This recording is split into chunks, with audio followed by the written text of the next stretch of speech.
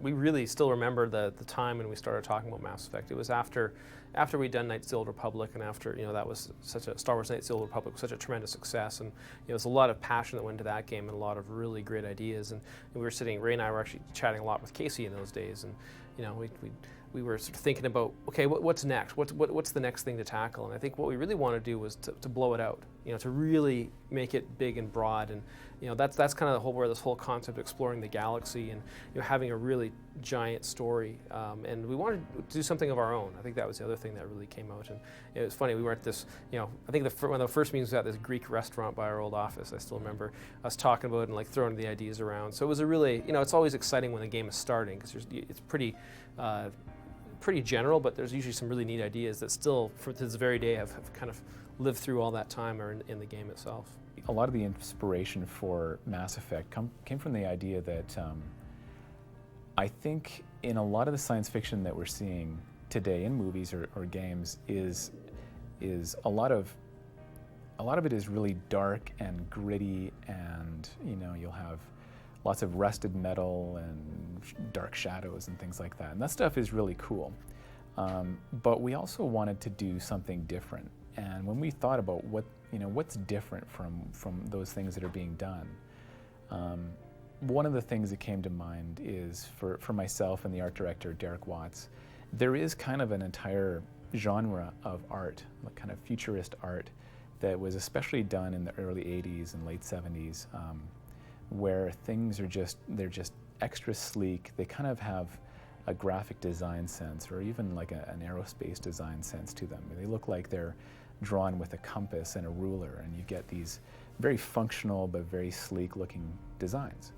And so that was something that we wanted to impart to Mass Effect. At the beginning, Casey and I really sat down, talked a lot about what kind of movies we liked, what kind of artists we liked. Sid Mead popped up. Some of the other movies we liked was Solaris, Nick Clean Style and that. Red Planet, a lot of the other Hollywood things like that. We had just come off a Star Wars game, so we had to kind of get our minds off that kind of look, like the Imperial look, the Republic look, and we had to go in a totally new direction for that. That was a bit difficult. So we looked at a lot of the old NASA paintings of what the future might look like, some of the old ships of what might it look like to go in outer space, some of the ring worlds they had done, and so on.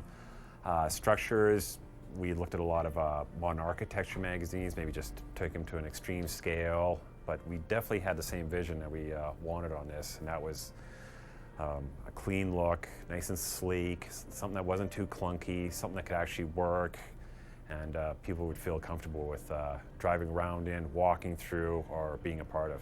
So there was a year of nothing but, what is our IP? What are we trying to make here? Going back and saying, well, what kind of a science fiction game do we want to make? We decided right away that we're going to go to a real-time combat system, but really focus on making sure that the RPG aspects of that combat were still there.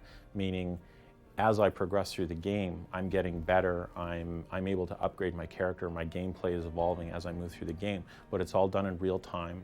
One of the big problems on KOTOR is melee and the sort of blaster weapons were always fighting. Like we couldn't resolve the balance on those issues very well. So we made the decision, we're going to use ranged weapons for this game. And actually that decision has made it much easier to design, and it's made it more fun. Because everything going into it with the tech powers, the biotic powers, the mass accelerator weapons, all those things are ranged so that everything sort of builds off that philosophy. The interactive conversation system, the biggest thing we were trying to go for in this game, basically we do have like a real-time conversation, and that's really the key, is that it's a real-time conversation that you're inputting into, and in certain circumstances, the end result of that is digital acting, like we saw at E3, where you grab someone or you pull a gun. So you'll see like that payoff when you do like the traditional BioWare intimidate and charm. Well, when you intimidate somebody in this game, the payoff will be something physical as well as something verbal. Just like KOTOR, we wanted to say we want science fiction moments that you'll recognize, but they're redone in such a way that they're new. That was sort of the challenge for the first year, is making sure that the framework was in place. We didn't even worry about the story so much. We worried about what is the framework where we can tell a good science fiction story And after we're done telling this story, we have a lot more stories we can tell. The big thing that we want to try to do is give the feeling of an epic 80s sci-fi. So the music really has to reflect that. And what we found in the 80s, the soundtracks we liked best were things like Tangerine Dream, Vangelis Blade Runner, you know, the Jerry Goldsmith on Aliens. So what we're trying to do is make a combination of that stuff. You know, the Goldsmith orchestral, the mild stuff, mixed with the eclectic electronica, but very very serene and very, a lot of ambience in the music. Right now we're blurring the lines between what's a sound effect and what's music, because the music itself is quite the sound effect. So it's got, if you listen to a movie like Blade Runner, the music in it is all part of the world too, and it just all blends together, and it just makes the whole, the whole audio package complete. I was lucky enough to have played a lot of Dungeons and Dragons when I was a kid.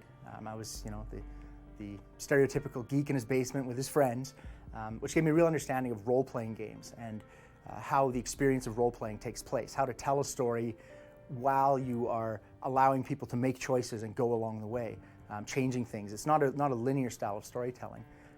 That's very much what we do here at BioWare. So that kind of gave me the grounding in the understanding of our story structure. So in terms of inspiration, I think, as Greg described, we've had a desire for a long time to make a new IP at BioWare that's going to really excite the fans in a science fiction environment. And so this is that IP. Mass Effect is what we've been striving for. And I think what we're trying to do in terms of the emotion in the player we're trying to convey is this: we're trying to make players feel inspired. The new generation of video game players, the new generation of people who enjoy role-playing games or story-based games, we're trying to inspire them the same way that we were inspired back in the late 70s, early 80s, mid 90s when we played RPGs, just as ourselves. We're big fans of these games ourselves. So I think it's our dream ultimately to create that kind of same feeling and instill that emotion and inspire a new generation of video game players. I think you just revealed how old we actually are.